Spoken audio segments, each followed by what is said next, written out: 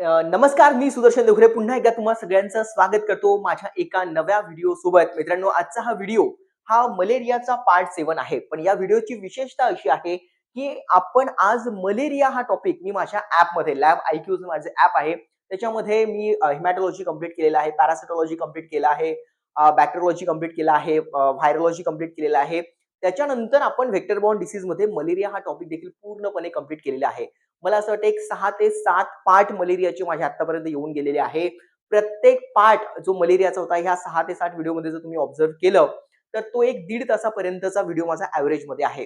So जवळ-जवळ आपण 10 तासापर्यंत 9 ते 10 तासापर्यंत मी फक्त मलेरियाच शिकवलेला आहे. इतक्या डिटेलमध्ये मी त्या व्हिडिओला, त्या माझ्या कंटेंटला घेऊन गेलेलो आहे.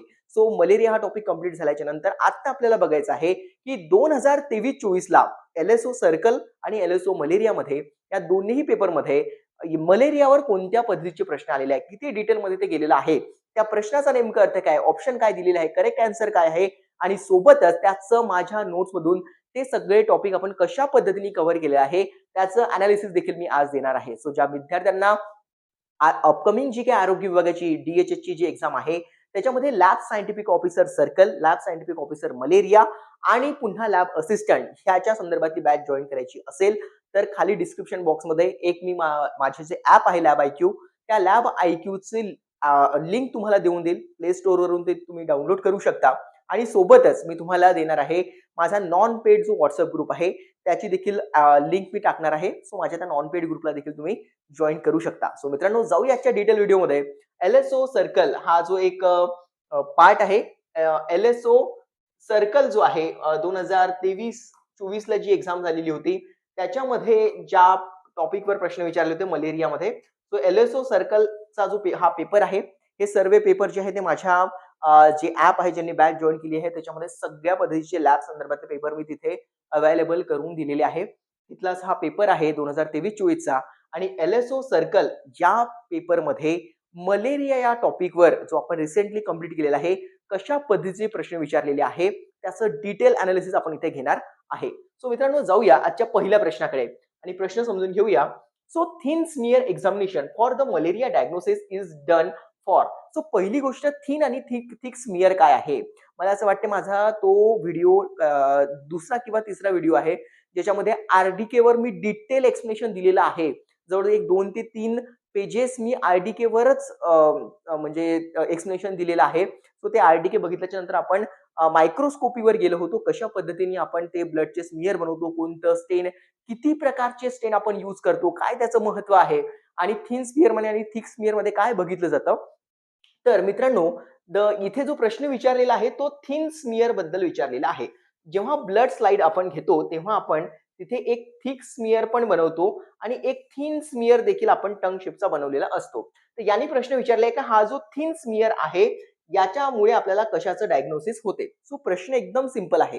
तर थिक आणि थिक स्मिअर याच्यामध्ये अंतर काय आहे? याच्यासाठी माझ्या नोट्सचा एक स्क्रीनशॉट मी पहिले तुम्हाला इथे दाखवून देतो. हा माझ्या नोट्स मधला एक स्क्रीनशॉट आहे. त्या स्क्रीनशॉटला पहिले आपण समजून घेऊया, म्हणजे डिटेलमध्ये थिक स्मिअरचं काम काय असतं मलेरियासाठी आणि थिन स्मिअरचं काम काय असतं ते आपल्याला समजेल. ऑलरेडी हा सर्व टॉपिक जो आहे ही माझ्या व्हिडिओमध्ये मी कव्हर केलेलाच आहे. पण एनालिसिससाठी हा महत्त्वाचा आहे. सो बघूया प्रायमरी पर्पज काय आहे. फक्त स्क्रीनिंग जर तुम्हाला करायचं असेल, की खरंच या व्यक्तीच्या ब्लडमध्ये मलेरियाचे पॅरासाइट आहे की नाही हे जर समजून घ्यायचं असेल, तर थिन स्मिअर जो मगाशी मी तुम्हाला सांगितला, तो थिक स्मिअर जो आहे त्याचा उपयोग होतो. हा थिक स्मिअर आहे आणि हा थिन स्मिअर आहे. सो थिन जो आहे तो identification find out of which type of malaria. मलेरियाचे जे पॅरासाइट आहे 5 प्रकार मी तुम्हाला सांगितले आहेत.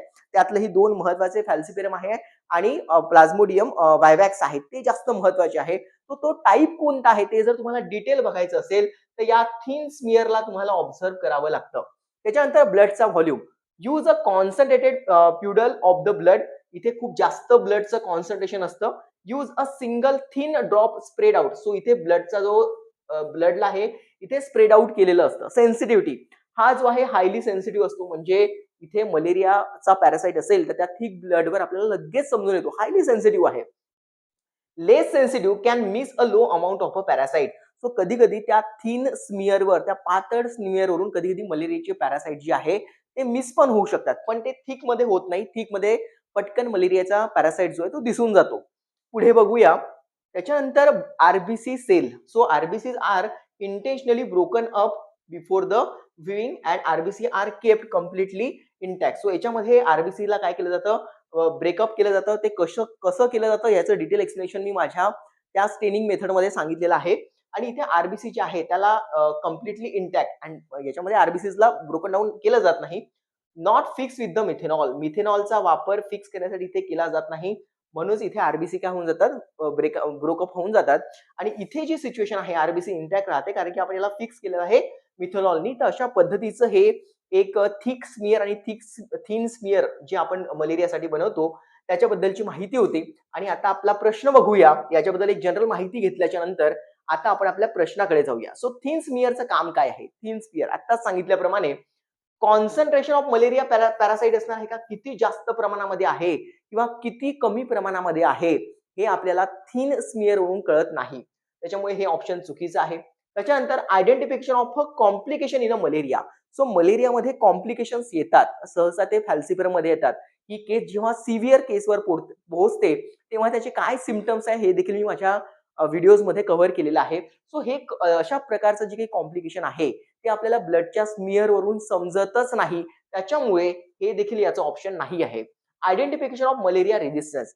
मलेरियाला एखादा ड्रग हा रेजिस्ट करतो. जसं मी तुम्हाला ड्रग पॉलिसी शिकवलेल्या होत्या. कशा पद्धतीने 2013 चा ड्रग पॉलिसी म्हणजे अस्तित्वात आली त्याच्याबद्दल पण मी पूर्ण हिस्ट्री तुम्हाला सांगितलेली आहे.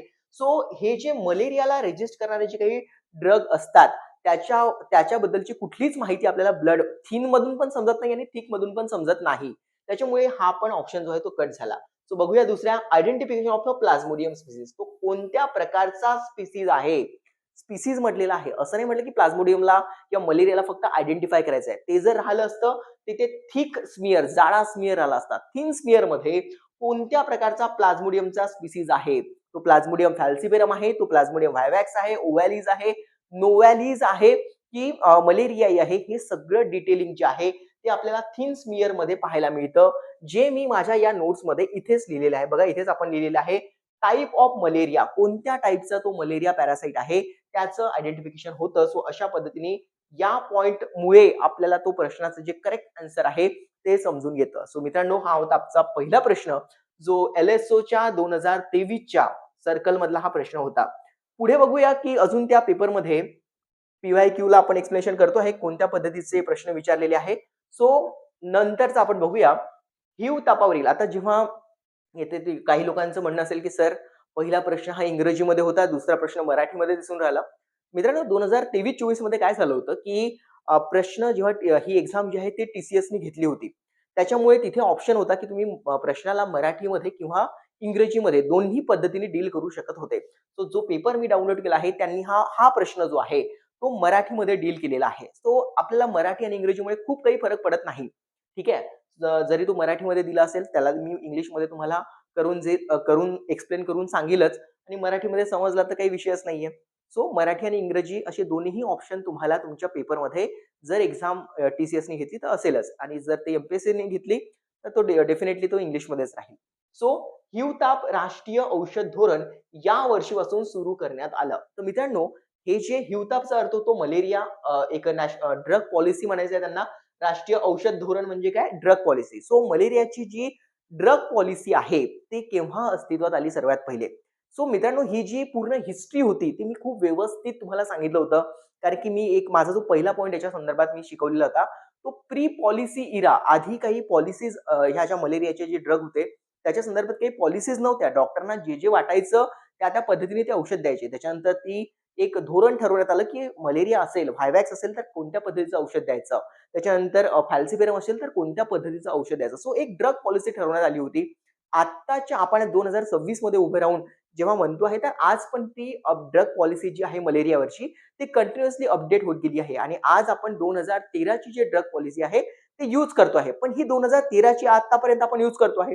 मग पहिली पॉलिसी केव्हा आली होती हा प्रश्न आहे. सो बघा हे माझ्या नोट्सच्या माझा हा स्क्रीनशॉट आहे. त्याच्यामध्ये मी सांगितलं होतं की प्री पॉलिसी इरा जो आहे तो 1953 ते 81 च्या दरम्यान हाच इरा सुरू होता आणि फर्स्ट नॅशनल ड्रग पॉलिसी जी आहे ती आली होती 1982 मध्ये. मित्रांनो, हा माझ्या नोट्सचा स्क्रीनशॉट मी इथे प्लेस केलेला आहे. जेव्हा तुम्ही माझ्या नोट्समधून व्यवस्थित जाल, माझ्या व्हिडिओला व्यवस्थित समजून घ्याल, त्याच्यानंतर तुमच्यासाठी 2023-24 चा पेपर हा एकदम ईझी होऊन जाईल. विथ एनालिसिस तुमचे कन्सेप्ट क्लिअर व्हायला लागतील. सो हे मी सांगितलेलं आहे first national policy drug policy आहे 1982 मध्ये आली होती. याच्यामध्ये drug resistance draft in 1982 to combat spreading a drug resistance. कारण की काय झालं होतं, की बऱ्याच ड्रग विषयी तेव्हा रेझिस्टन्स आलेलं होतं. इथे जसं आपण सांगितलं होतं, की क्लोरोक्विन यूज करायचं असं आपण सांगितलं होतं. पण का बरं आपल्याला पहिल्या पॉलिसीची गरज पडली? कारण की प्री पॉलिसीमध्ये आपण क्लोरोक्विनच द्यायचो. मग लोकांमध्ये त्याचं रेझिस्टन्स यायला लागलं. क्लोरोक्विन खाल्ल्यानंतर पण लोकांना मलेरियामधून बरं होत नव्हते. त्याच्याविषयी एक रेझिस्टन्स निर्माण झालं होतं. म्हणून कॉम्बिनेशन थेरपी आली होती. ज्याला आपण पुढे एस-पी आपण म्हणतो, सल्फॅडॉक्सिन पायरामिथामाइन एस-पी. तर हे धोरण 1982 मध्ये आलं होतं. त्याच्यानंतर मग 2005 मध्ये काय झालं, 9 मध्ये काय झालं, अशा बऱ्याच गोष्टी मी समोर सांगितलेल्या आहे. 2000च्या 13ची पॉलिसी मी अख्खी शिकवलेली आहे. सो हे एक थोडंसं त्याच्यामध्ये होतं. सो हा माझ्या नोट्सचा स्क्रीनशॉट होता. पण आपण बघून घेऊया, की या प्रश्नाचं करेक्ट ॲन्सर जसं मी सांगितलं, याचं जे ॲन्सर आहे ते 1982 आहे. सो हे त्याचं करेक्ट ॲन्सर आहे, जे माझ्या नोट्समध्ये पण आपल्याला दिसत आहे. सो पुढे जाऊया. 2013 ची पॉलिसी जी आहे ती आता आपण यूज करतो आहे. त्याच्यामुळे हे त्याचा ॲन्सर नसणार आहे. पुढे बघूया. त्याच्यानंतर आपला नेक्स्ट प्रश्न जो आहे मित्रांनो, तो आहे की प्लाझ्मोडियम फॅल्सिपेरमचा संसर्ग झाला असता खालीलपैकी कशाची शिफारस केली जाते? हा प्रश्न पण जर आपण इंग्रजीमध्ये बघितला त्याचा अर्थ असा आहे, प्लाझ्मोडियम फॅल्सिपेरमनी जर तुम्हाला अफेक्ट झाला आहे, तर कोणत्या ड्रगची ट्रीटमेंट द्यायची आहे? अशा पद्धतीचा तो प्रश्न आहे. मराठी इंग्रजीमुळे खूप फरक पडतो अशातला भाग नाहीये. आता हे बघा यांनी टर्मिनॉलॉजी तेच लिहिली आहे, प्लाझ्मोडियम फॅल्सिपेरम आणि संसर्ग म्हणजे काय? त्यांनी जर इन्फेक्टेड झाले असेल तर. त्याच्यामुळे मराठी इंग्रजीचा खूप फरक पडत नाही आणि तुम्हाला ऑप्शन असतो तुम्हाला जर मराठी पाहिजे तर मराठी, इंग्रजी पाहिजे असेल तर इंग्रजी तुम्ही करू शकता चेंज. ऑनलाईन एक्झाम झाली तर. आणि एम-पी-एस-सीने घेतली तर मी सांगितल्याप्रमाणे डेफिनेटली ते टेक्निकल पोर्शन जो आहे तो इंग्रजीमध्येच राहील. प्लाझ्मोडियम फॅल्सिपेरमचा संसर्ग झाला असता खालीलपैकी कशाची शिफारस केली जाते? सो प्लाझ्मोडियम फॅल्सिपेरमसाठी एसीटी आर्टिमिसिनिन कॉम्बिनेशन थेरपी दिली जाते. प्रिमॅक्विन जे आहे ते एसीटीचा एक भाग आहे. पहिल्या दिवशी एसीटी, दुसऱ्या दिवशी एसीटी, तिसऱ्या दिवशी एसीटी जी आहे ते प्लाझ्मोडियम फॅल्सिपेरममध्ये दिली जाते.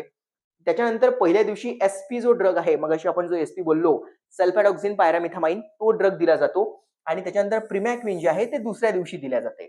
अशा पद्धतीचं आहे. पण जी थेरपी कंप्लीट आहे, रेझिस्टन्स डेव्हलप झाल्याच्या नंतर जी 1982 मध्ये जी थेरी आली होती, प्लाझ्मोडियम फॅल्सिपेरमसाठी ती एसीटीच थेरपी होती. फक्त प्रिमॅक्विन दिल्या जात नाही. त्याच्यानंतर सल्फॅमिथामॅझोन पण दिल्या जात नाही. क्लोरोक्विन तर दिलं जात नाही. क्लोरोक्विन हा जर ऑप्शन आला असता, तर कदाचित इथे जर मग प्लाझ्मोडियम फॅल्सिपेरमच्या ऐवजी प्लाझ्मोडियम व्हायवॅक्स जर असता, तर 3 दिवसाची ही थेरपी असते. पहिल्या 3 दिवशी आपल्याला क्लोरोक्विन द्यायचं असतं आणि पहिल्या दिवसापासून तर 14 दिवसापर्यंत तुम्हाला प्रिमॅक्विन द्यायचं असतं. सो क्लोरोक्विन आणि प्रिमॅक्विन 1 ते 14 दिवस अशा पद्धतीची प्लाझ्मोडियम व्हायवॅक्सवरची ती थेरपी आहे. याला डिटेलमध्ये मी 2013 ची जी रिसेंट पॉलिसी आहे, त्याला डिटेलमध्ये शिकवलेलं आहे. मला वाटते फक्त त्या ट्रीटमेंटवर, ती ड्रग पॉलिसी जी आहे मलेरियाची, त्याच्यावरच मी माझे जवळ-जवळ एक 3 तास मी घेतलेले आहे. दीड-दीड तासाचे 2 व्हिडिओ माझे अवेलेबल आहे माझ्या ॲपमध्ये. सो प्लाझ्मोडियम फॅल्सिपेरमचा संसर्ग झाला असता कशाची शिफारस केली जाते? याचं करेक्ट आन्सर जे आहे ते आहे एसीटी आर्टिमिसिनिन कॉम्बिनेशन थेरपी. तर बघा मित्रांनो, मी जसं मगाशी तुम्हाला सांगितलं, माझ्या एका स्क्रीनशॉट मी इथे टाकलेला आहे, की प्लाझ्मोडियम व्हायवॅक्स जेव्हा असतो, तेव्हा आपल्याला 14 दिवसापर्यंत प्रिमॅक्विन द्यायचं असते आणि क्लोरोक्विन जे आहे ते 3 दिवसापर्यंत द्यायचं असते. त्याच्यानंतर प्लाझ्मोडियम फॅल्सिपेरम जेव्हा तुम्हाला प्लाझ्मोडियम फॅल्सिपेरममुळे जेव्हा मलेरिया होतो, तेव्हा तुम्हाला एसीटी हाच प्रश्न आपला आहे. तो 3 दिवस द्यायचा असतो. त्याच्यामध्ये एसपी म्हणजे काय? सल्फॅडॉक्सिन पायरामिथामाइन पण असतो आणि दुसऱ्या दिवशी तुम्हाला काय द्यायचं असते? प्रिमॅक्विन पण द्यायचं असते. सो मित्रांनो, हे जे मी तुम्हाला सांगितलं, फॅल्सिपेरममध्ये जी ट्रीटमेंट आहे त्याला काय म्हणतात? एसीटी असं म्हणतात. हाच आपला प्रश्न होता आणि त्याचं करेक्ट आन्सर तेच आहे, की प्लाझ्मोडियम फॅल्सिपेरममध्ये एसीटी नावाची जी थेरपी आहे, कॉम्बिनेशन ड्रग थेरपी आहे. कॉम्बिनेशन याच्यासाठी केलं कारण की आधी क्लोरोक्विन देत होते, तर त्याच्यामुळे रेझिस्टन्स निर्माण झालं होतं. लोकं बरं होत नव्हते त्या गोळीला रेझिस्टन्स झालेले होते. त्याच्यामुळे ही कॉम्बिनेशन थेरपी दिली गेलेली आहे. सो अशा पद्धतीने आपण हे प्रश्न कव्हर केलेले आहे. पुढे बघूया वस्तीतील हिवतापाच्या अलीकडील प्रसाराच्या सर्वात संवेदनशील निर्देशांक कोणता आहे? या प्रश्नाला इंग्रजीमध्ये टॅकल करणं थोडंसं जास्त ईझी जाईल असं मला वाटते. पण ज्यांच्याकडून मी हा पेपर तुमच्या ॲपमध्ये अपलोड केलेला आहे, तर त्यांनी हा प्रश्न मराठीमध्ये टॅकल केला होता. ते दोन्ही बघत असतील, कधी मराठी बघतात, कधी इंग्रजी, तर दोन्ही पद्धतीने त्यांनी टॅकल केला होता. पण याचा अर्थ असा आहे, की हे सर्वात संवेदनशील निर्देशांक असा हा प्रश्न आहे. आता पहिली गोष्ट मी माझ्या नोट्समध्ये मलेरिया संदर्भातले जे काही इंडिकेटर्स आहेत, ते सगळे एक जवळ-जवळ 12 ते 15 सगळे इंडिकेटर एक्सप्लेन केलेले आहे. सो पहिले ते इंडिकेटर बघून घेऊया, की निर्देशांक म्हणजे इंडेक्सेस. सो मी हा एक टॉपिक घेतलेला होता, ज्याच्यामध्ये आपण मलेरिया संदर्भातले सगळे इंडेक्स बघितलेले होते. याचा सर्वात सेन्सिटिव्ह यांनी जो संवेदनशील हा शब्द वापरलेला आहे, संवेदनशील याचा अर्थ असा होतो, की सर्वात सेन्सिटिव्ह काय आहे? तर सर्वात सेन्सिटिव्ह जो आहे तो इन्फंट पॅरासाइट इंडेक्स आहे. इन्फंट पॅरासाइट इंडेक्स जो आहे हा सर्वात सेन्सिटिव्ह असतो. याच्यामध्ये जर आपण बघितलं अजून एक ऑप्शन आहे स्प्लीन रेट आहे, मलेरिया डेन्सिटी इंडेक्स आहे, त्याच्यानंतर प्रोपोर्शनल केस रेट आहे. तर हे सगळे ऑप्शनचा अर्थ काय आहे हे देखील मी माझ्या नोट्समध्ये कव्हर केलेलं आहे. पण आधी बघूया की इन्फंट पॅरासाइट इंडेक्स जे याचं करेक्ट आन्सर दिलेलं आहे त्याचा नेमका अर्थ काय ते समजून घेऊया. सो बघा मित्रांनो, याच्या आधी एक ए सेक्शन पण होता माझा, हा बी सेक्शन आहे. याच्यामध्ये तुम्हाला दिसत आहे बघा हा स्प्लीन रेट तिथे जो लिहिलेला आहे हा स्प्लीन रेट, त्याच्यानंतर हा इन्फंट पॅरासाइट रेट हा माझ्या नोटचा स्क्रीनशॉट आहे मित्रांनो. बघा काय लिहिलेलं आहे, पर्सेंटेज ऑफ अ इन्फंट, इन्फंटचा अर्थ होतो एका वर्षापेक्षा कमी, पॉझिटिव्ह फॉर द पॅरासाइट, एका वर्षापेक्षा कमी असलेले किती बालक हे पॉझिटिव्ह आहे मलेरियासाठी. आणि त्यांनी लिहिले आहे it is the most sensitive index, it is the most sensitive index. So माझ्या नोट्समध्ये हा पॉइंट येऊन गेलेला आहे. तुम्ही शिकवताना पण मी हे सांगितलेलं आहे. सो हा मोस्ट सेन्सिटिव्ह इंडेक्स आहे. सो हा झाला मलेरिया इन्फंट पॅरासाइट रेट, जो की एक मोस्ट सेन्सिटिव्ह इंडेक्स मानला जातो मलेरियाच्या इंडेक्समध्ये. त्याच्यानंतर स्प्लीन रेटचा अर्थ काय होतो, पर्सेंटेज ऑफ अ चिल्ड्रन जे 2 ते 9 वर्षापर्यंतचे आहे विदिन अ एन्लार्जमेंट, ज्यांचं स्प्लीन जे आहे त्यांची एन्लार्जमेंट झाली आहे, historically used to classify the region endemic stages. So spleen रेटचा अर्थ काय, 2 ते 9 वर्षापर्यंत किती बालकांचा स्प्लीनमध्ये एन्लार्जमेंट झालेली आहे, तो हा रेट आहे. अशा पद्धतीने हे आपण निर्देशांक बघितले आणि आपल्याला इथे दिसत आहे की इन्फंट पॅरासाइट रेटमध्ये हा सर्वात जास्त सेन्सिटिव्ह आहे आणि हाच प्रश्न विचारलेला आहे की सर्वात संवेदनशील काय आहे, तर इन्फंट पॅरासाइट इंडेक्स आहे. सो मित्रांनो, माझ्या नोट्समध्ये ह्या टॉपिक जे आहे सर्व हे सगळे कव्हर झालेले आहे आणि अशा पद्धतीने हा जो एक मलेरिया इंडेक्स डेन्सिटी इंडेक्स आहे याचा अर्थ काय आहे ते पण मी तुम्हाला सांगून देतो. पॅरासाइट डेन्सिटी इंडेक्स यालाच अजून म्हटलं जातं पॅरासाइट डेन्सिटी इंडेक्स असं देखील याचं नाव आहे. याचा अर्थ होतो number of malaria parasite patient in a square metre of a volume. एका स्क्वेअर मीटर व्हॉल्यूमच्या ब्लडमध्ये किती मलेरियाचे पॅरासाइट पाहायला मिळतात. सो आपण जर एक छोटंसं ब्लडचं सॅम्पल घेतलं, त्याच्या एका पर्टिक्युलर स्पेसिफिक आपण म्हणू शकतो, की एखादं स्पेसिफिक ब्लडचं व्हॉल्यूम आपण घेतल्याच्या नंतर त्याच्यामध्ये किती मलेरियाचे पॅरासाइट्स आपल्याला मिळणार आहे, तर त्याचा अर्थ म्हणजे मलेरिया डेन्सिटी इंडेक्स असा होतो. सो याचं पण या प्रश्नाचं करेक्ट आन्सर जे आहे, सर्वात संवेदनशील निर्देशांक मलेरियाचा जो आहे, तो इन्फंट पॅरासाइट इंडेक्स असा आहे. सो हा माझ्या नोटचा स्क्रीनशॉट आणि इथे लिहिले पण आहे, की मलेरिया पॅरासाइट इंडेक्स म्हणजे काय? Number of malaria parasite found in a specific volume of a blood. एका पर्टिक्युलर व्हॉल्यूमचा जर आपण ब्लड घेतला, तर त्याच्यामध्ये किती आपल्याला मलेरियाचे पॅरासाइट दिसतील, तो म्हणजे मलेरियाचा पॅरासाइट डेन्सिटी इंडेक्स होतो. जो आपला 4th ऑप्शन होता, त्याला पण मी एक्सप्लेन केलेला आहे. आपलं करेक्ट आन्सर मात्र हे नाहीये. पुढे बघूया. एक प्रश्न आहे, की गंभीर आणि जटिल हिवतापामध्ये हे औषध दिले जाते. मित्रांनो, मी तुम्हाला ज्या लोकांनी बॅच जॉइन केली आहे त्यांना सांगतोय, की आपण व्यवस्थित सगळे अनकॉम्प्लिकेटेड मलेरिया, व्हायवॅक्स असो, फॅल्सिपेरम असो, त्याला बघितलं होतं आणि त्याच्यानंतर जेव्हा मी माझा त्याच्यावरचा ट्रीटमेंट संदर्भातला दुसरा व्हिडिओ घेतला, तेव्हा मी तुम्हाला सांगितलं, की त्याच्यामध्ये सिव्हिअर मलेरियाच्या ज्या केसेस असतात, त्याला कशा पद्धतीने डील करायचं. त्याच्यामध्ये आपल्याला सगळं पॅरेंटल द्यायचं होतं. पॅरेंटल याचा अर्थ काय, जे वाटे आपल्याला देऊन काम जमत नाही. मग डायरेक्ट तुम्हाला इंट्राव्हेनस किंवा इंट्रामस्क्युलर कोणती औषधं दिले जातात, काय ते सिक्वेन्स आहे ते सगळं मी शिकवलेलं होतं. इथे ऑप्शन दिलेला आहे गंभीर जटिल हिवताप. हिवताप म्हणजे काय? मलेरिया. गंभीर म्हणजे काय? सिव्हिअर मलेरिया जर आहे, तर त्या कंडिशनमध्ये तुम्हाला कोणतं औषध द्यायचं आहे? 2013 ची अख्खी पॉलिसी मी एक्सप्लेन केली आहे. वर्ड बाय वर्ड एक्सप्लेन केलेलं आहे. तिथेच मी सांगितलेलं होतं तुम्हाला, की याच्यामध्ये तुम्हाला क्विनिन द्यावं लागतं. हे बाकी सगळे जे आहे प्रिमॅक्विन वगैरे तर आपण देतच नाही तसं पाहिलं. कारण की याच्यामध्ये देत नाही आपण. कशामध्ये? जेव्हा आपला सिव्हिअर मलेरिया असतो त्याच्यामध्ये. हेच जर तुम्ही म्हटलं, की फॅल्सिफेरमध्ये दिला जातो का? येस, सेकंड दिवशी दिला जातो. तुम्ही म्हणाल, की प्रिमॅक्विन सर दिला जातो का व्हायवॅक्समध्ये? येस. व्हायवॅक्समध्ये पहिल्या दिवसापासून तर 14व्या दिवसापर्यंत दिला जातो. कारण की आपल्या लिव्हरमध्ये जे काही पॅरासाइट असतात, त्यांना हिप्नोझॉइड्स आपण त्यांना म्हणतो, जे लपलेले पॅरासाइट असतात त्यांना डिस्ट्रॉय करण्यासाठी आपल्याला प्रिमॅक्विन द्यायचं असतं. पण हे जे गंभीर म्हणजे आपण सिव्हिअर मलेरिया म्हणतो त्यासाठी क्विनिन दिलं जाते. माझ्या नोट्समध्ये कुठे कव्हर झालेलं आहे ते पण मी सांगतो आहे. बघा हे treatment of a severe malaria हा टॉपिक मी घेतलेला होता.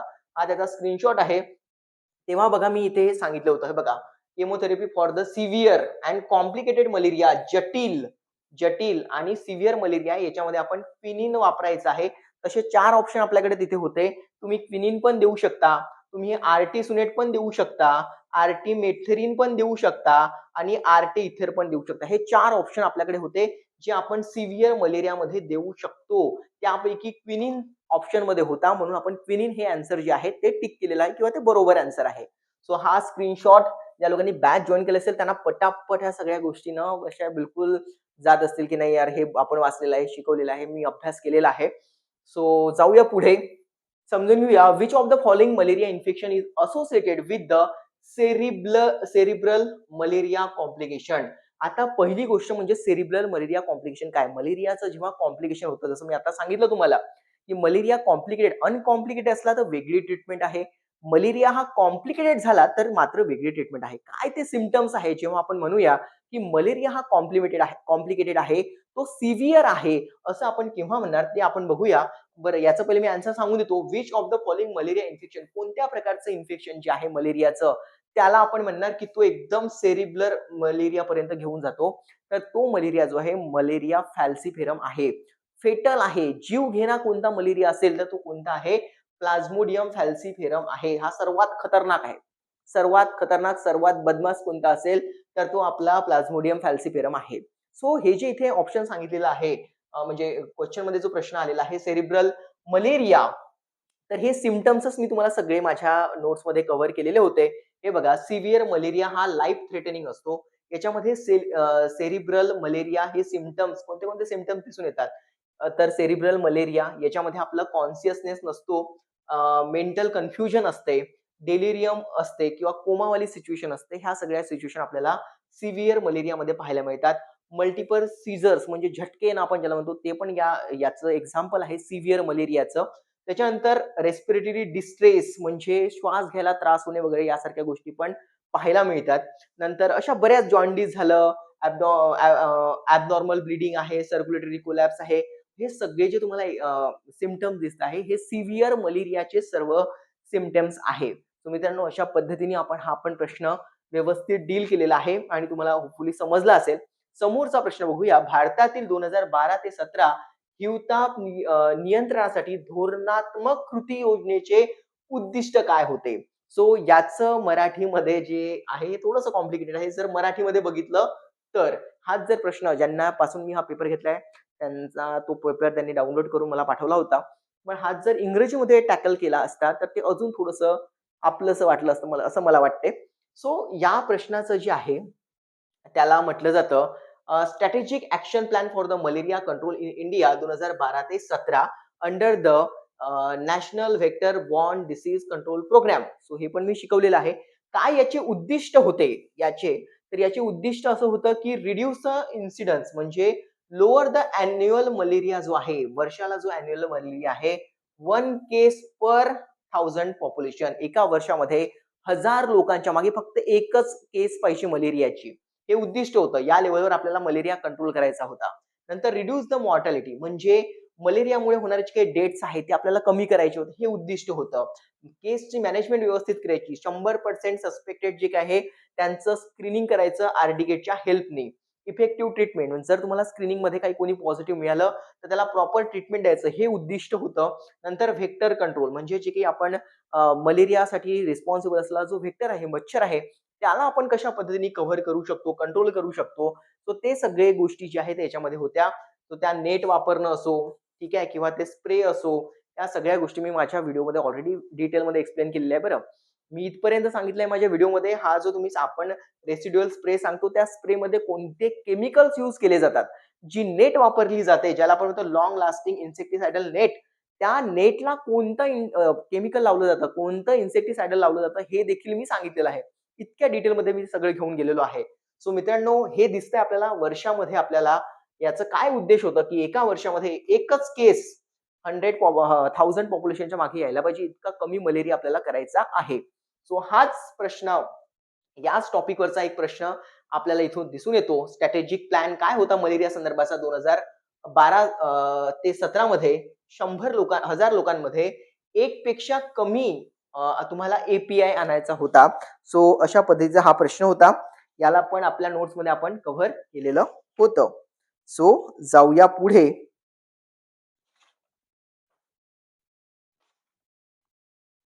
सो अशा पद्धतीने 1000 लोकांमागे मागे एकापेक्षा कमी एपीआय म्हणजे एपीआयचा अर्थ होतो अॅन्युअल पॅरासाइट इन्सिडन्स. आपल्याला एकापेक्षा कमी करायचा होता. 1000 लोकांमध्ये एकापेक्षा कमी, जो आपला या नोट्समध्ये हा माझ्या नोट्सचा स्क्रीनशॉट, याच्यामध्ये हा टॉपिक कव्हर झालेला आहे. पुढे बघूया.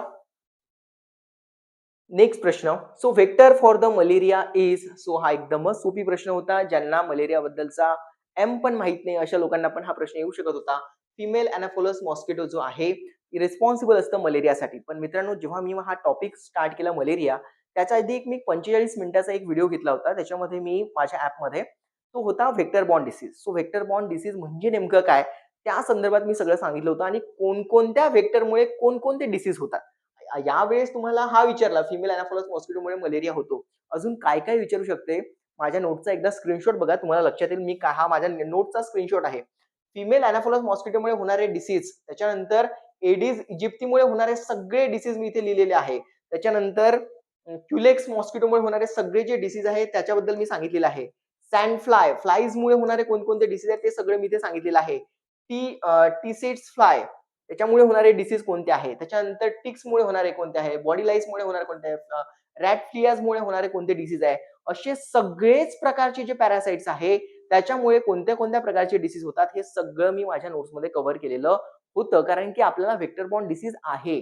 त्याच्यामुळे आता इतका सोपी प्रश्न त्यांनी विचारला की फिमेल अॅनाफोलस मॉस्किटोमुळे मलेरिया होतो. पण इथे हे जे बाकी आहे हे सगळे व्हेक्टरचे आणि त्याच्यामुळे पण डिसीज होतात. कोणताही अशा याच्यातला अजून एखादा प्रश्न तुम्हाला विचारला जाऊ शकतो. म्हणून डिटेलमध्ये हे सगळं मी ऑलरेडी माझ्या व्हिडिओजमध्ये कव्हर केलेलं आहे. सो सगळ्या गोष्टींचा विचार, कशा पद्धतीने प्रश्न विचारले जाऊ शकतात, या सगळ्या गोष्टींचा विचार करूनच माझे नोट्स आणि व्हिडिओ मित्रांनो लॅब IQवर अवेलेबल आहे. सो पुढे बघूया. Which of the following method is useful in identification of a malaria parasite if a parasite load is a very low. म्हणजे जर तुम्हाला मलेरियाचं आयडेंटिफिकेशन करायचं आहे, पण पॅरासाइट जे आहे ना ते खूपच लो लेव्हलमध्ये त्यांचं लोड जे आहे ते खूपच कमी आहे. अशा वेळेस तुम्ही कोणत्या पद्धतीने त्याला डील करणार? सो सर्वात पहिले मित्रांनो, जेव्हा माझ्या शिकवण्यामध्ये हा जो टॉपिक आहे, याला आपण म्हणतो आहे क्वालिटेटिव्ह बफी कोड. हा टॉपिक जो आहे तो राहून गेला होता. सो मला मलेरियाचा पार्ट 7 कव्हर करायचा होता. पण मी त्याचा पेपर एनालिसिसमध्येच हा जो या टॉपिकचं डिस्क्रिप्शन दिलेलं आहे. सो जे विद्यार्थ्यांनी बॅच जॉइन केलेली आहे, हा टॉपिक तुम्हाला व्यवस्थित समजून घ्यायचा आहे इथेच. सो बघा, पहिली गोष्ट तर कधी-कधी काय असते, की तुम्हाला समजलं पाहिजे, की ऑप्शनला कसं कट करायचं. हे पण एक ट्रिक आहे. तुम्हाला जेव्हा कॉम्पिटिटिव्ह एक्झाममध्ये जाता, गरजेचं नसते, की तुम्हाला सगळे ऑप्शन ओळखीचे असतात. मगाशीच मी तुम्हाला थिन स्मिअर आणि थिक स्मिअर बद्दल माहिती सांगितली. आता बघा, मलेरियाचा पॅरासाइटचं लोड कमी आहे. लोड कमी आहे. आपण बघितलं होतं, की मलेरियाला आपण स्लाइडवर जेव्हा घेतो, ब्लडचा हा थिक स्मिअर असतो आणि हा थिन स्मिअर असतो. एकदम पातळ, एकदम जाळा असतो. हा जो एक थिक स्मिअर आहे, थिक, त्याच्यावर आपल्याला पॅरासाइट पटकन ओळखू येतो. आणि इथे कधी-कधी आपण लिहिलं होतं, की कधी-कधी पॅरासाइट याच्यामध्ये सुटून पण जातात. असं आपण बोललो होतो. मगाशी मी तुम्हाला एक्सप्लेनेशन पण दिलं त्याचं. हा जो थिक स्मिअर आहे, याच्यामध्ये कमी जरी लोड असेल पॅरासाइटचं, तरी बऱ्यापैकी आढळून आपल्याला मलेरियाचा पॅरासाइट दिसून येऊ शकतो. इथे ते चान्सेस नाहीये. मग मला एक सांगा, thin smear, thin smear, thin smear हे आन्सर राहू शकते का? शक्यच नाहीये. थिन स्मिअरमध्ये कोणत्या प्रकारचा स्पिसीज आहे? फॅल्सिपेरम आहे, व्हायवॅक्स आहे का ते समजते. इथे जर कुठे थिक स्मिअर लिहिलेलं असतं तर आपल्याला करंट लागला असता. यार थिक स्मिअरचे चान्सेस आहे. म्हणजे इथे थिन, थिन, थिन लिहिलेलं आहे. इथे थिन स्मिअरमध्ये कोणत्याही प्रकारचा आपल्याला पॅरासाइट जो आहे तो कोणत्या टाइपचा आहे ते आपण आयडेंटिफाय करू शकतो. लोड जर कमी असेल तर तिथे तुम्हाला दिसणारच नाही. तुम्हाला या थिकवर दिसू शकतो, थिनवर दिसत नाही. त्याच्यामुळे याचं जे ॲन्सर असते ते ॲन्सर आहे क्वालिटेटिव्ह बफी कोट. आता हा काय प्रकार आहे क्वालिटेटिव्ह बफी कोट त्याला समजून घेऊया. सो क्वालिटेटिव्ह बफी कोट काय आहे ते समजून घेऊया. Qualitative buffy coat test procedure involve the blood collection. याच्यामध्ये ब्लड कलेक्शन करायचं आहे, ट्यूबमध्ये मिक्स करायचं आहे, फ्लोट इन्सर्शन करायचं आहे, सेंट्रिफ्यूज करायचं आहे, फ्लोरोसन्स मायक्रोस्कोपमध्ये बघायचं आहे. Primary use of a rapid malaria parasite detection आणि आपल्याला मलेरियाचा पॅरासाइट जो आहे त्याच्यामध्ये आयडेंटिफाय होतो. काय नेमकं याचं म्हणणं आहे डिटेलमध्ये बघूया. So step by step procedure अशी आहे.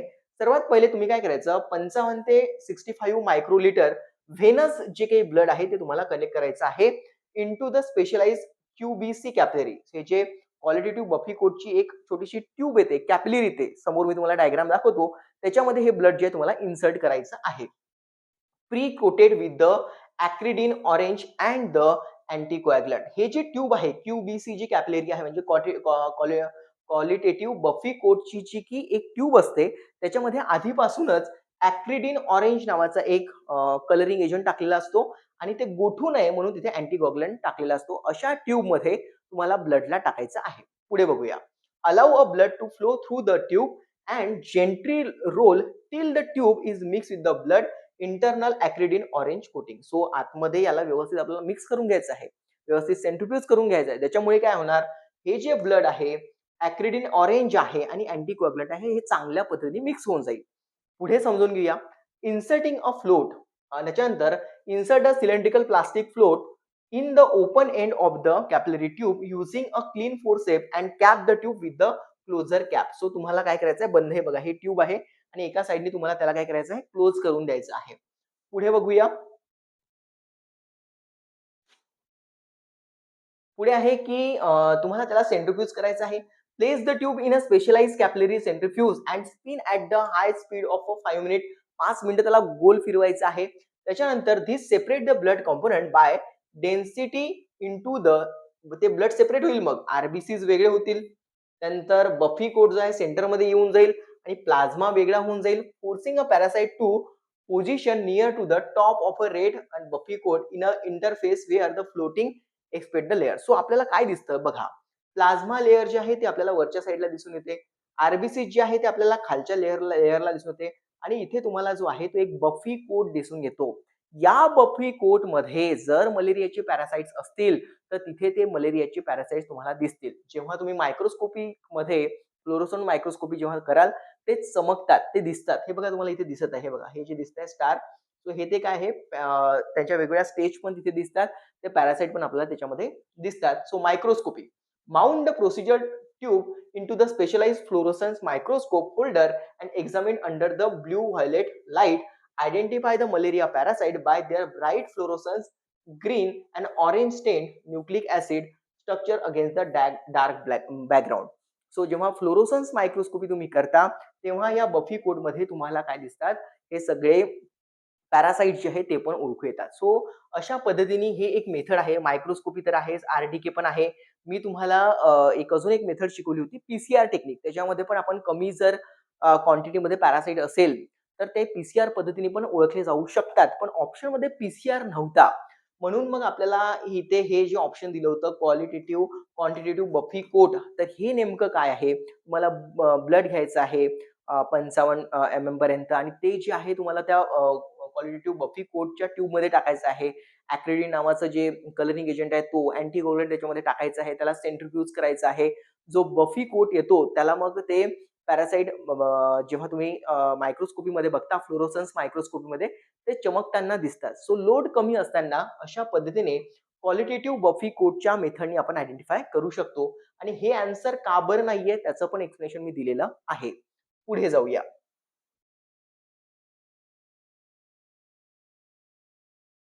नंतरचा नेक्स्ट प्रश्न आहे की क्लोरोक्विन खालीलपैकी कोणत्या रोगास प्रतिबंध करते? सो क्लोरोक्विन आपल्याला क्लोरोक्विन जो आहे, क्लोरोक्विन म्हटलेला आहे. खालीलपैकी कोणत्या रोगास प्रतिबंधित आहे? म्हणजे जेव्हा मी शिकवलं त्याच्यामध्ये आपण त्याला शब्द वापरला आहे कॉन्ट्रा इंडिकेटेड आहे. सो क्लोरोक्विन कोणत्या पेशंटला द्यायचं नाही. मित्रांनो, मला जेव्हा मी याचा पूर्ण अभ्यास केला, मी अख्खी 2013 ची पॉलिसी शिकवलेली आहे. यांनी या प्रश्नाचा आन्सर काय दिलाय ते पहिले ऐकून घ्या. क्लोरोक्विन जो आहे तो G6PD कमतरता असलेल्या लोकांना नाही द्यायचं. मग त्याच्यामध्ये G6PD डिफिशियन्सी असलेल्या व्यक्तींना द्यायचं नाही असं याचा आन्सर दिलेला आहे. जेव्हा की 2013 ची जी पॉलिसी आहे त्याच्यामुळे मध्ये G6PD डिफिशियन्सी असलेल्या लोकांना कोणतं औषध चालत नाही त्याचं आन्सर प्रिमॅक्विन आहे. एकतर हा प्रश्न चुकलेला आहे नाहीतर हे ऑप्शन चुकलेले आहे असा माझा स्ट्रॉंग मत आहे. जर क्लोरोक्विनची कोणत्या डिसीजमध्ये कॉन्ट्रा इंडिकेट आहे, ज्यांना डोळ्याच्या संदर्भातला प्रॉब्लेम असतो त्यांना क्लोरोक्विनचा प्रॉब्लेम होतो. हार्ट संदर्भातला काही प्रॉब्लेम असेल त्यांना पण क्लोरोक्विन दिल्या जात नाही. कॉन्ट्रा इंडिकेटेड आहे ते त्याच्यामध्ये प्रतिबंधित आहे. पण G6PD जर डिसीज कोणाला असेल किंवा G6PD डिफिशियन्सी असेल, अशा व्यक्तीला प्रिमॅक्विन दिलं जात नाही. त्या लोकांना काय-काय सिम्प्टम्स दिसतात हे पण मी माझ्या व्हिडिओमध्ये आधी सांगितलेलं आहे. सो मला असं वाटतं, की क्लोरोक्विन खूप कमी अफेक्ट करते G6PD खूपच कमी, मायनर. पण प्रिमॅक्विन जर इथे असतं, तर याचं करेक्ट आन्सर G6PD हे बरोबर होतं. ते 2013 च्या पॉलिसीमध्ये लिहिलेलं आहे. जर आपण म्हटलं, की क्लोरोक्विन संदर्भात जर आपण बोललो, तर क्लोरोक्विनमध्ये जर तुम्ही बघितलं, तर ते आय डिसऑर्डर जे आहे, प्री एक्झिस्टिंग रेटिनोपॅथी आपण त्याला म्हणतो. प्री एक्झिस्टिंग रेटिनोपॅथी हा क्लोरोक्विन असेल, तर क्लोरोक्विन दिल्या जात नाही. तिथे ते कॉन्ट्रा इंडिकेटेड आहे. तिथे ते प्रतिबंधित आहे. क्लोरोक्विन संदर्भात डोळ्यासंदर्भातला डिसीज असेल, तर ते दिलं जात नाही. पण G6PD हा कोणा व्यक्तीला त्याला प्रिमॅक्विन नावाचं औषध दिलं जात नाही. असं याचं करेक्ट आन्सर आहे. सो मला हे खरंच थोडंसं चुकीचा प्रश्न वाटतो आहे. एक तर इथे प्रिमॅक्विन पाहिजे होतं. बाय चुकीनं ते प्रिंट झालेलं आहे आणि नाहीतर मग इथे ते रेटिनो संदर्भातलं काहीतरी ऑप्शन पाहिजे होतं, डोळ्यासंदर्भातलं. सो हा प्रश्न थोडासा कॉम्प्लिकेटेड आहे. कॉम्प्लिकेटेड म्हटल्यापेक्षा चुकीचं आहे. 2023-24 ला पण मी बॅच घेतली होती. माझ्या बॅचमधून 150 पेक्षा जास्त मुलांचं सिलेक्शन झालेलं होतं. त्यावेळेस पण अशा प्रश्नांसंदर्भात आम्ही जे त्यांनी वेळ दिला होता ऑब्जेक्शनसाठी, तर आम्ही ऑब्जेक्शन टाकले होते. काही प्रश्न चेंज पण झालेले होते. प्रश्नांचे मार्क मुलांना मिळालेले होते. तर त्यापैकीच हा प्रश्न एक असावा असं मला आठवतंय. सो पुढे जाऊया. पण मी तुम्हाला काय सांगितलं होतं एकदा ते मी तुम्हाला सांगून देतो. हे बघा, प्रिमॅक्विन बद्दल मी तुम्हाला सांगितलं होतं. माझा स्क्रीनशॉट आहे हा माझ्या नोटचा. त्याच्यामध्ये सांगितलं होतं, की G6PD डिफिशियन्सी असेल, तर प्रिमॅक्विन इज अ कॉन्ट्रा इंडिकेटेड ज्या लोकांना G6PD डिफिशियन्सी असते. प्रेग्नंट वुमनमध्ये पण देता येत नाही आणि इन्फंट याचा अर्थ 1 वर्षापेक्षा कमी वय ज्यांचं असतं त्यांना पण देता येत नाही आणि ज्यांना G6PD डिफिशियन्सी असते, त्या व्यक्तींना पण प्रिमॅक्विन देता येत नाही. प्रश्नामध्ये क्लोरोक्विन म्हटलेलं आहे. त्याच्यामुळे हा प्रश्न मला थोडासा डाउटफुल वाटतो. आम्ही याच्यावर क्वेश्चन पण 2000 म्हणजे रेज केले होते. जेव्हा त्यांनी आम्हाला चान्स दिला होता, की ज्या लोकांना ऑब्जेक्शन घ्यायचं आहे पेपरच्या काही प्रश्नांवर ₹100-100 मला वाटतं एका प्रश्नावर तेव्हा होते. मुलांनी ते भरले होते. ते चेंज पण झाले होते काही प्रश्न. त्याचे मार्क पण मिळाले होते. सो हा त्या पद्धतीचा प्रश्न आहे ज्याला आम्ही चेंज केलं होतं, असं मला आठवतंय.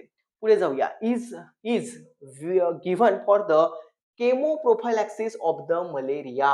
आता खालीलपैकी कोणता असा आहे जो chemo prophylaxis of the malaria 2013 ची ड्रग पॉलिसीमध्ये दिलेला हा प्रश्न आहे. मित्रांनो, याच्यामध्ये केमो प्रोफायलॅक्सिसचा अर्थ असा होतो, की मलेरिया तुम्हाला झालेला नाहीये, तरी पण त्याच्यापासून वाचण्यासाठी तुम्ही काय करणार? कोणतं औषध घेतलं जातं? हा तो प्रश्न आहे. आता याच्यामध्ये 2 प्रकार पडतात. 6 वीक पेक्षा कमी एखाद्या आता तुम्ही याच्यामध्ये मी शिकवताना सांगितलं होतं. काही लोकं मलेरिया जिथे खूप आहे अशा भागामध्ये राहायला जातात, फिरायला जातात किंवा काही त्यांचं ऑफिशियल काम असेल. तर तिथे जर तुम्ही 6 वीकपेक्षा कमी कालावधीसाठी जाऊन परत येत आहे, तर वेगळे औषध आहे. तिथे 6 वीकपेक्षा जास्त कालावधीसाठी तुम्ही थांबत आहे, तेव्हा वेगळे औषध आहे. या प्रश्नासंदर्भात माझ्या नोट्समध्ये काय 2013 च्या पॉलिसीमध्ये काय दिलेलं आहे, ते पण आपण बघून घेऊया. हा स्क्रीनशॉट आहे. 2013 मी जे शिकवलंय माझ्या नोट्समधला हा स्क्रीनशॉट आहे.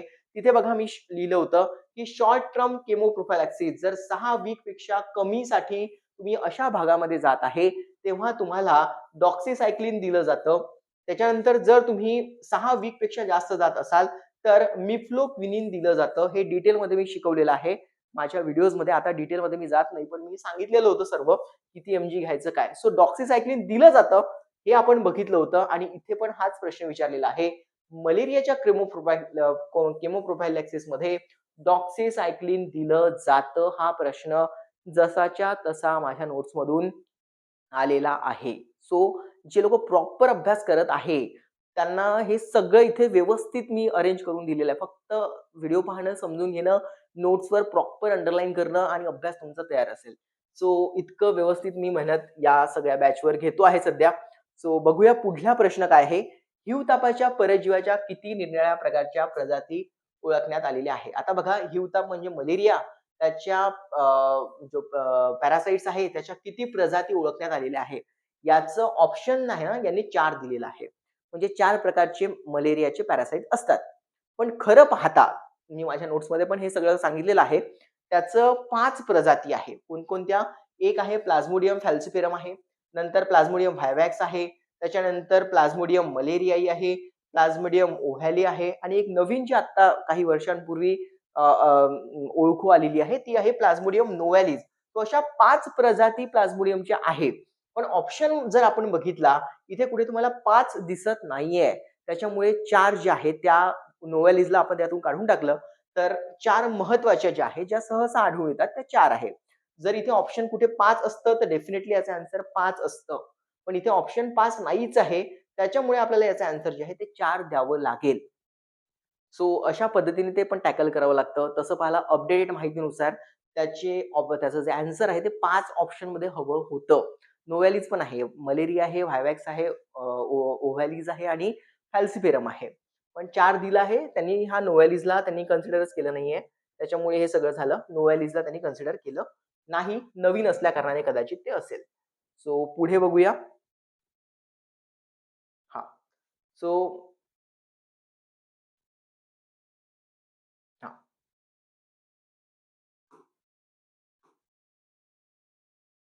So rapid diagnostic test for the malaria cannot be cannot be identify म्हणजे आपण ज्या आरडीके करतो, रॅपिड डायग्नोस्टिक टेस्ट जे आपण करतो, आरडीटी किंवा आरडीके आपण जे करतो, त्याचं त्याच्यामुळे काय आयडेंटिफाय होत नाही म्हणत आहे तो.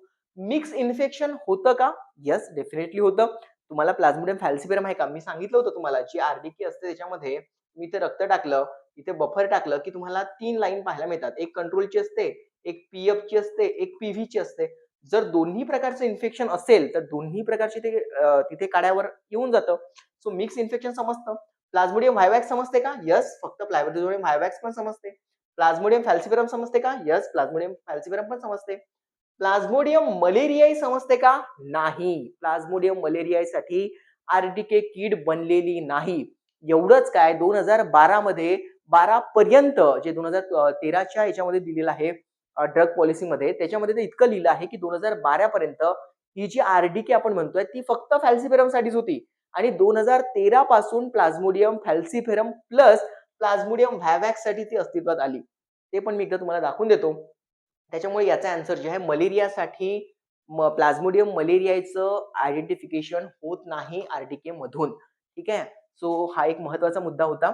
आता बघूया याच्या आन्सरमध्ये मी काय लिहिलं होतं. पहिली गोष्ट तर ह्या किट जे आहे त्या कोणत्या प्रोटीनवर बेस असतात ते पण मी सांगितलं होतं, की HRP2 म्हणजे हिस्टिडीन रिच प्रोटीन 2 अशी एक किट आधी राहायची. या किट हे प्रोटीन केव्हा डेव्हलप होतं? जेव्हा तुमच्या बॉडीमध्ये प्लाझ्मोडियम फॅल्सिफेरम जेव्हा असतं. प्लाझ्मोडियम फॅल्सिफेरम जर मला इन्फेक्ट केलेलं आहे, तेव्हा माझी बॉडी हे प्रोटीन जे आहे HRP2 हे जनरेट करतं. मग ते जे प्रोटीन असणार आहे, ते जे अँटिजेन असणार आहे, ते माझ्या रक्तामधून जर काढलं माझं रक्त, हे प्रोटीन जाऊन जर त्या किटवर टाकलं, तर याचा अँटिबॉडी त्या किटमध्ये प्रेझेंट असतं. म्हणून फॅल्सिफेरम आपल्याला दिसून येतं. सो याच्यामध्ये मी सांगितलं होतं, की प्लाझ्मोडियम फॅल्सिफेरमसाठी हा प्रोटीन जो आहे, जेव्हा प्लाझ्मोडियम फॅल्सिफेरमचं इन्फेक्शन होतं, तेव्हा हा प्रोटीन जो आहे आपल्या बॉडीमध्ये जनरेट होतो आणि ही एक हायली सेन्सिटिव्ह टेस्ट आहे. पटकन पॉझिटिव्ह होतं. याच्यामध्ये एक प्रॉब्लेम आहे. समजा तुम्ही प्लाझ्मोडियम फॅल्सिफेरम पॉझिटिव्ह आहे. तुम्हाला किती दिवसाचं औषध दिलं जातं? फक्त 3 दिवसाचं औषध दिलं जातं. क्लोरोक्विन दिलं जातं 3 दिवस. पहिल्या दिवशी क्लोरोक्विन सोबत तुम्हाला एस-पी दिलं जातं. दुसऱ्या दिवशी प्रिमॅक्विन दिलं जातं. आणि फॅल्सिफेरममध्ये तर आपण एसीटी म्हणतोय, सॉरी एसीटी दिलं जातं तुम्हाला. पहिल्या दिवशी एसीटी सोबत तुम्हाला एसपी पण दिलं जातं. दुसऱ्या दिवशी प्रिमॅक्विन पण दिलं जातं. 3 दिवस तुम्ही औषध घेतल्यानंतर तुम्ही बरे व्हायला पाहिजे. तुमचा फॅल्सिफेरम पण तुमच्या बॉडीमधून निघून जातो. तरी पण तुमच्या बॉडीमध्ये हा प्रोटीन जो आहे तो प्रेझेंटच राहतो आणि म्हणून मग तुम्ही जर चौथ्या दिवशी टेस्ट केली ना तुम्ही पॉझिटिव्ह येता. जेव्हा की फॅल्सिफेरम मरून पण गेला तुमच्या बॉडीमधून, तो हा प्रोटीन पण गायब व्हायला पाहिजे होता. तो हळू गायब होतो. म्हणून इथे लिहिलेलं आहे, फॉल्स पॉझिटिव्ह येते 2 ते 3 वीक पर्यंत आणि तो लिंगर्स करत राहते. लिंगर्स म्हणजे रेंगाळत राहते. जरी आपल्या बॉडीमधून हा प्लाझ्मोडियम फॅल्सिफेरम मरून गेला 3 दिवसाच्या ट्रीटमेंटच्या नंतर, तरी देखील हा प्रोटीन जो आहे तो गायब होत नाही आणि म्हणून तो फॅल्सिफेरम आपण बरं झालं, हा बरं जरी झालो आपण तरी पण हा फॅल्सिफेरम आपल्या बॉडीतून निघून जरी गेला, तरी हा प्रोटीन जनरेट होतो. तो रेंगाळत राहतो आपल्या ब्लडमध्ये म्हणून फॉल्स पॉझिटिव्ह येते. त्याच्यानंतर PLDH म्हणजे पॅरासाइट लॅक्टेट डिहायड्रोजनेज नावाचा एक प्रोटीन जनरेट होतो. जर हा पण एक जनरेट होतो आपल्या बॉडीमध्ये. जर तुम्हाला प्लाझ्मोडियम फॅल्सिफेरमचं इन्फेक्शन झालं असेल तर प्लाझ्मोडियम व्हायवॅक्सचं इन्फेक्शन झालं असेल तरी पण. ठीक आहे. त्याच्यानंतर अल्डोजचं पण हा प्रोटीन पण जनरेट होतो. जर तुम्हाला कोणत्याही प्रकारच्या मलेरियाचं इन्फेक्शन झालं असेल तर आणि या सगळ्या प्रोटीनचं आयडेंटिफिकेशन त्या किटवर केलं जातं. त्याच्यामुळे हे मी डिटेलमध्ये माझ्या व्हिडिओमध्ये सगळं एक्सप्लेन केलेलं आहे. आता मी बऱ्याच त्याला घाईमध्ये सांगतो आहे कारण की आपल्याला खूप मोठा पेपर एनालिसिस करायचं आहे. सो ही सगळी डिटेलमध्ये माहिती आपण त्या आर-डी-के विषयी वगैरे खूप बघितलेली आहे. मला वाटते अजून एक महत्त्वाचा स्क्रीनशॉट मी येस, हे पण मी टाकलेलं आहे. हे पण एक छोटासा स्क्रीनशॉट आहे माझ्या याचा, की 2012 पर्यंत फक्त आपल्याकडे प्लाझ्मोडियम फॅल्सिफेरमचीच आर-डी-के होती.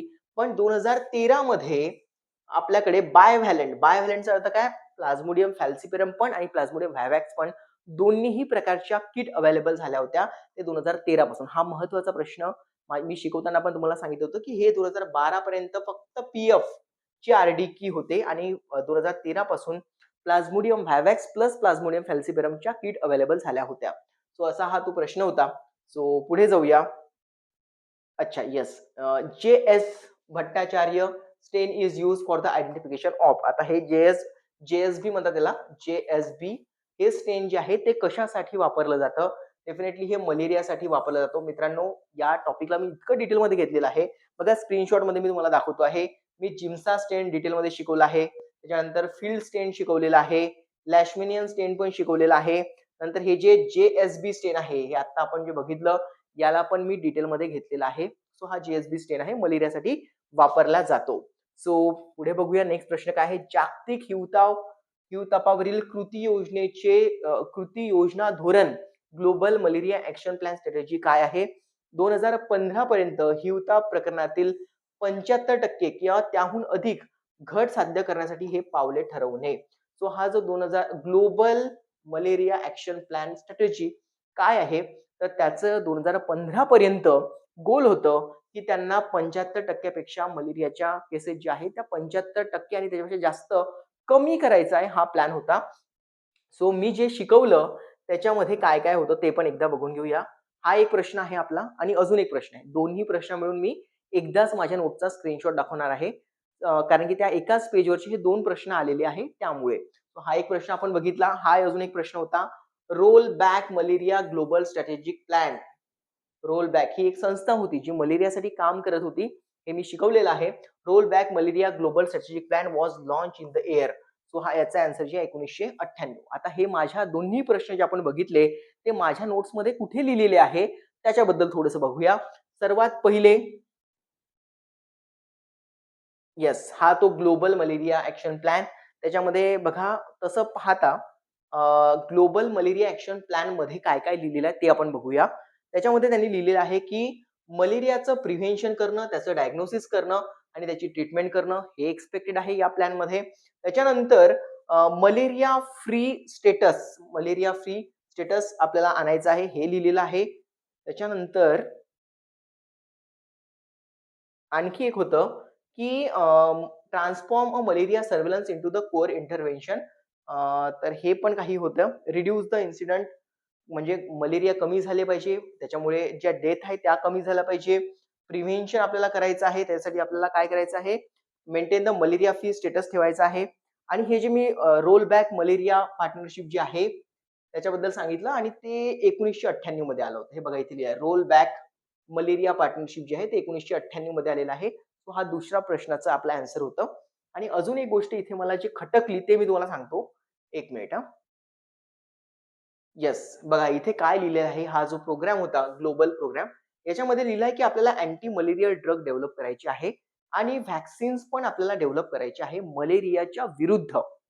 आणि आता प्रश्न बघा, जो पहिला प्रश्न होता, त्याला थोडंसं आपण बघूया. या प्रश्नाचा तर काही प्रॉब्लेम नाही. याच्यामध्ये 1998 लिहिलेलंच आहे. Roll back malaria global strategic plan जो आहे, हा 1998 मध्ये ही एक प्रकारची संस्था होती, ज्यांनी मलेरियासाठी काम भरपूर केलेलं होतं आणि 1998 मध्ये अस्तित्वात आली. ते माझ्या नोट्समध्ये मी लिहिलेलं तुम्हाला दाखवलं. पण जो मला इथे खटकलेला प्रश्न आहे, तो मी तुम्हाला सांगतो आहे. बघा, जागतिक हिवतापावरील कृती योजना म्हणजे ग्लोबल मलेरिया ॲक्शन प्लॅन स्ट्रॅटेजीमध्ये काय दिलेलं आहे? सो मित्रांनो बघा, हिवतापाचे निर्मूलन दिलेला आहे. हिवताप आपल्याला पूर्णपणे कमी करायचा आहे. रोग प्रतिबंधक हिवतापावरील औषध म्हणजे तुम्हाला मेडिसिन डेव्हलप करायचे हे पण त्याच्यामध्ये लिहिलेलं आहे. लस विकसित करायची आहे हे पण लिहिलेलं आहे. सो मला असं म्हणायचं आहे ॲक्चुअली ना इथे काय नाही दिलेलं आहे असा प्रश्न पाहिजे होता. ग्लोबल मलेरिया ॲक्शन प्लॅनमध्ये खालीलपैकी काय नॉट याच्यामधलं काय नाही आहे असा प्रश्न पाहिजे होता, असं मला वाटतंय. जितका मी अभ्यास केला त्या भरोश्यावर सांगतोय. मला असं वाटतंय हा प्रश्नच थोडासा डिफेक्टिव्ह होता.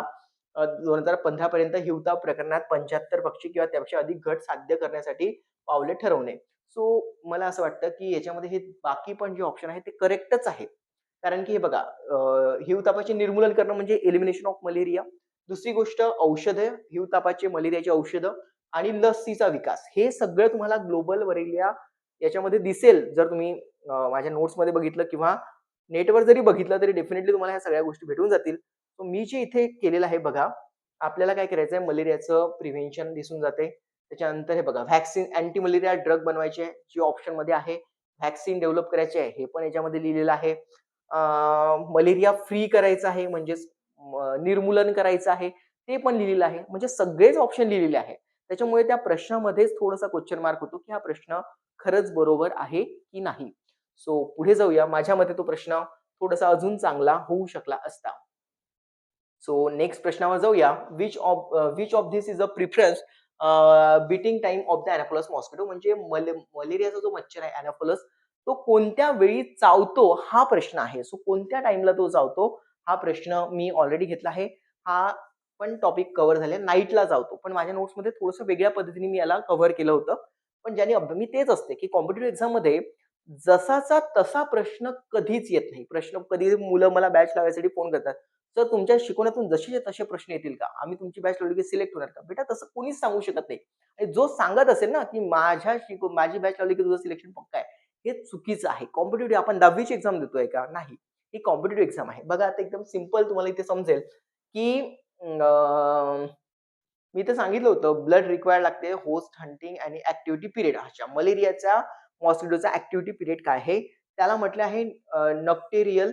नक्टेरियलचा अर्थ जो निशाचर असतो, जो रात्रीच्या वेळेस काय करतो, चावतो वगैरे ते सगळं आणि कधी हा नाईटच्या टाईमला पण करतो. मोस्ट ॲक्टिव्ह ड्यूस आणि नाईट आणि अंटिल डॉन. डॉनचा अर्थ होतो एकदम सकाळच्या वेळेस, पहाटेच्या वेळेस आणि ड्यूसचा अर्थ होतो, की संध्याकाळची वेळ असते तेव्हा आणि नाईटच्या वेळेस पण आपण म्हणू शकतो. तर हे शब्द पण महत्त्वाचे आहे. जेव्हा उजळायला असते सकाळचं तेव्हा पण किंवा सायंकाळ होत असते त्यावेळेस पण ते आपल्याला चावू शकतात. तर हे त्याचं ते करेक्ट आन्सर आहे. पुढे बघूया. सो डिपेंडेंट प्रश्न असतात मित्रांनो. आपण अभ्यास व्यवस्थित केला तर ते सगळे प्रश्न आपल्याला सुटतात. कधी-कधी बऱ्याचदा असं होतं, की आपल्याला 4 ऑप्शनमधून 2 प्रश्न 2 ऑप्शन कट होऊन जातात, की कन्फर्म हा नाहीये. जसं मगाशी मी तुम्हाला सांगितलं, थिन स्मिअरवाला एक प्रश्न आला होता आपल्याला. बफी कोटवाला जो त्याचा आपण करेक्ट आन्सर दिला. ते लॉजिकली पण त्याचं आन्सर आपल्याला देता आलं असतं. ज्यांचा अभ्यास चांगला आहे, व्यवस्थित समजून घेतलेला आहे त्यांचा. म्हणूनच ती बॅच पण लवकर जॉइन करणं गरजेचं आहे. कारण की आरोग्य विभागाची एक्झाम आल्याच्या नंतर जर तुम्ही विचार करताय, की मी बॅच जॉइन करणार किंवा अभ्यास सुरू करणार, हे एकदम कमी दिवस असतात त्याच्यामध्ये. सो आत्तापासून तुम्ही हळू जर अभ्यास केला, तर डेफिनिटली तुम्हाला त्याचा फायदा होईल.